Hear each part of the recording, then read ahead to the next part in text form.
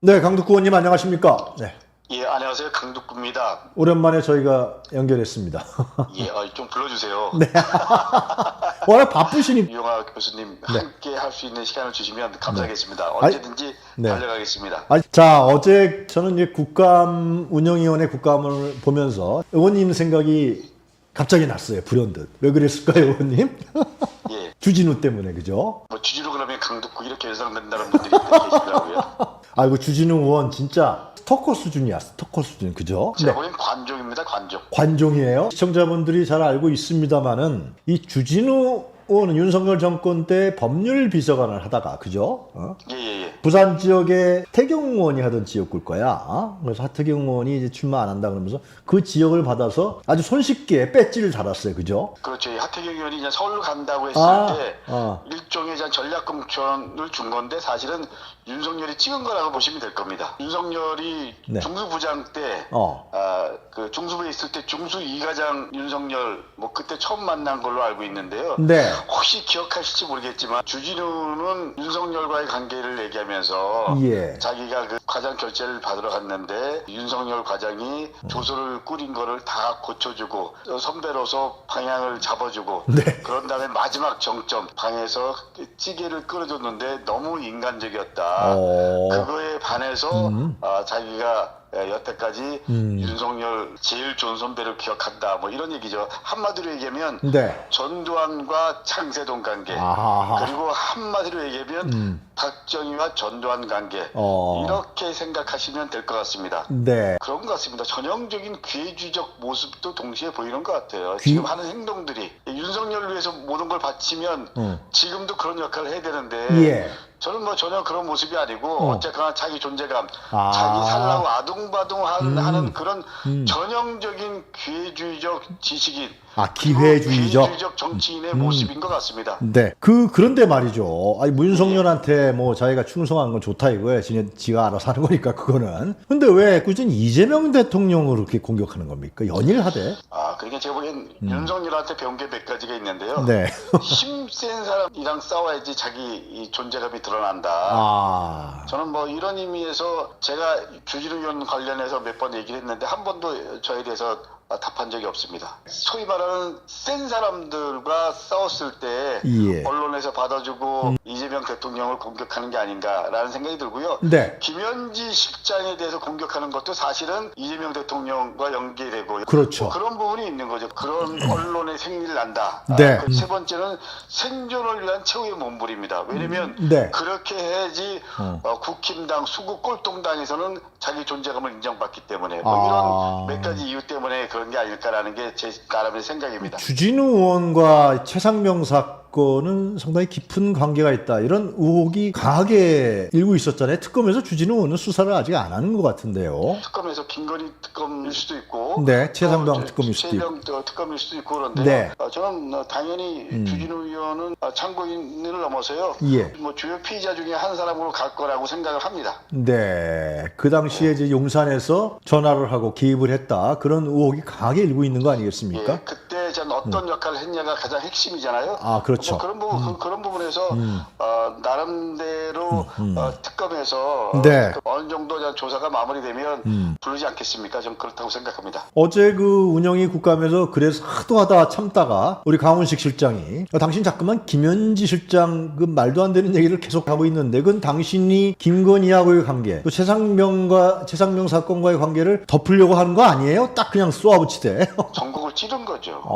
그리고 사실은 김현지 실장을 국힘에서 네. 출석하기를 바랬을까요? 출석하지 않기를 바랬을까요? 저는 후자입니다. 예, 저도 그렇게 생각합니다. 왜냐면 네. 어저께 논점이 됐던 건, 논쟁의 중심이 됐던 거는 예. 김현지 실장을 오전에 부를 거냐, 오후에 부를 거냐 이거였는데 네. 뭐 그 국회 경험 있는 사람들 보면 네. 오전에 그 일정들을 오후를 미루고 그렇지. 그리고 점심시간을 줄이든지 안 하든지 다시 말하면 비서실장 인사라든지 뭐 이런 거를 오후를 미루면 되는 거거든요. 그렇죠. 근데 왜 끝까지 오후에 출석을 요구했을까요? 제가 보기에는 이번 운영위 국감은 네. 김현지 없는 국감을 만들고 그런 다음에 네. 김현지를 비선 실세로 프레임하겠다. 그리고 이게 지방선거까지 가겠다. 뭐 이런 거죠. 주진우 의원이 김병기 원내대표의 대표 우회에 있는 김현지라고 딱 프레임 걸었잖아요. 그것도 뭐야? 그런 것도 다 국힘의 큰 틀에서 김현지를 비선 실세, 이재명 대통령을 또 악마하고 예를 들면 뭔가 의혹이 있고 뭔가 문제가 있고 예를 들면 근데 뭔가 의혹이 있으면 내놔야 되는데 아무것도 없잖아요. 그런 거 아닌가요? 그렇지. 예를 들면 송원석 지금 주진우 포함해서 김현지 실장에 대해서 팩트 하나라도 제대로 밝힌 게 있나요? 없습니다. 네. 옛날에 김민석 총리 청문회 할 때 예, 맞아요. 하나도 팩트가 없었어요. 근데 마치 다 뭔가 있는 것처럼 네. 나중에는 스스로가 없다는 거 다 알려줬잖아요. 네. 뭐 그런 거랑 똑같은 거죠. 팩트 갖고 얘기를 해야 되는 거 아닙니까? 오히려 저는 강원식 실장이 얘기한 부분은 팩트를 밝혀야죠. 그죠? 주진우 의원이 그런 부분에 대해서 꼼짝 못 하잖아요. 팩트를 못 밝히니까. 그렇지. 병역 면제권이라든지 아들 세대 생략 증여라든지 네. 뭐 이런 부분들 하나도 지금 밝히지 못했잖아요. 네네. 재산 형성 과정이라든지 이런 거 생각하면 주진우야말로 예. 본인이 시민들이 지금 의혹의 눈초리를 보고 있는 몇 가지 부분에 대해서 명확하게 입장을 밝히는 게 먼저다라는 게 제 입장입니다. 의원님, 그 주진우 의원이 여러 가지 의혹이 있지 않습니까? 그 중에서도 라임 자산 운용 주가 조작 사건, 이 핵심 피의자를 변호했다. 그래서 관련 작전주를 보유해서 부정 축제를 한 거 아니냐? 문제 제기들이 상당히 있었던 거 알고 있는데요, 의원님. 네. 주진우가 변호사 시절에 이 작전주를 어떻게 보유하게 됐는지 예. 이런 거거든요. 주진우 의원 아버지가 공안검사 시절에 예. 한거 관련해서 교사분들한테 한 거 관련해서 아버지는 전혀 관여 없다라고 했는데 그 교사들은 울면서 네. 주대경 검사한테 고문 받았던 부분들 지시를 했다고 하더라고요. 예. 그런 부분들 포함해서 또 울산의 그 유흥 전용 건물 예. 그 형성 과정 이런 것도 제대로 밝히지 못했잖아요. 그러니까 저는 이 지금 말씀하신 대로 라임 자산운용 주가 핵심 피의자 변호해서 네.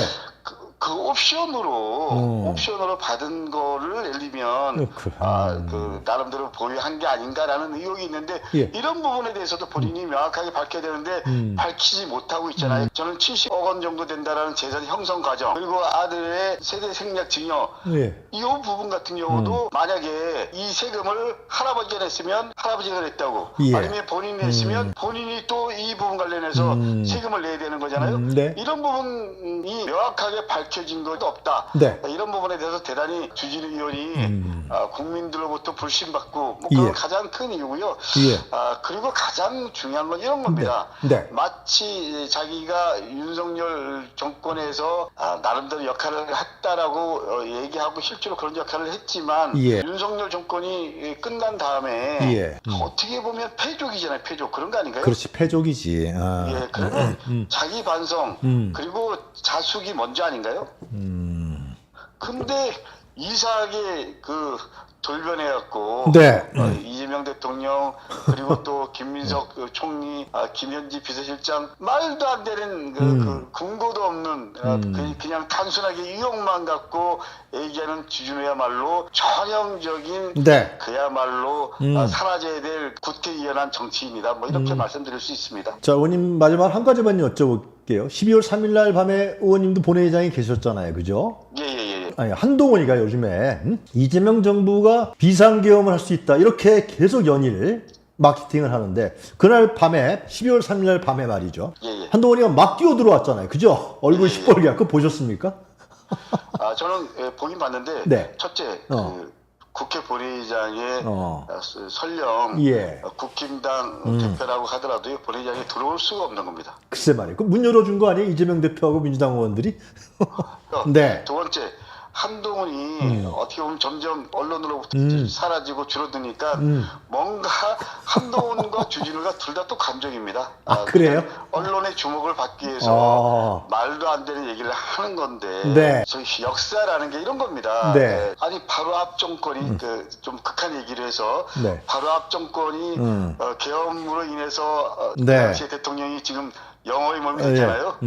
근데 우리 정권이 이재명 대통령과 함께하는 사람들이 바본가요? 우리는 지금 대통령이 50% 이상 55% 지지를 받고 있고 네. 우리가 다수당으로서 이재명 정권과 함께하고 있고 네. 무엇보다 중요한 건 이재명 대통령을 지지하고 그리고 지지하지 않았던 사람들도 이재명 정부가 잘하고 있다고 하는데 누가 잘못된 역사를 반복하고요. 네. 누가 말도 안 되는 네. 그 생각을 하겠습니다. 결론적으로 말씀드리면 네. 한동훈이나 주진우나 저는 다 본질적으로 똑같다고 생각합니다. 그야말로 태어나지 않아야 될 윤석열 정권에서 가장 권력을 누렸던 사람들이잖아요. 네, 그렇기 그렇죠. 때문에 예, 예. 한동훈도 주진우도 다 패족이잖아요. 그렇지. 그래서 더 이상 망상에 젖지 말고 네. 이제 역사에서 사라져야 된다. 국민들이 일시적으로 관심을 가졌을지 모르지만 네. 이제는 그냥 사라져야 될 대상이라고 생각한다. 네. 그리고 이제 당신들의 역할들은 이미 끝났다라는 게 제가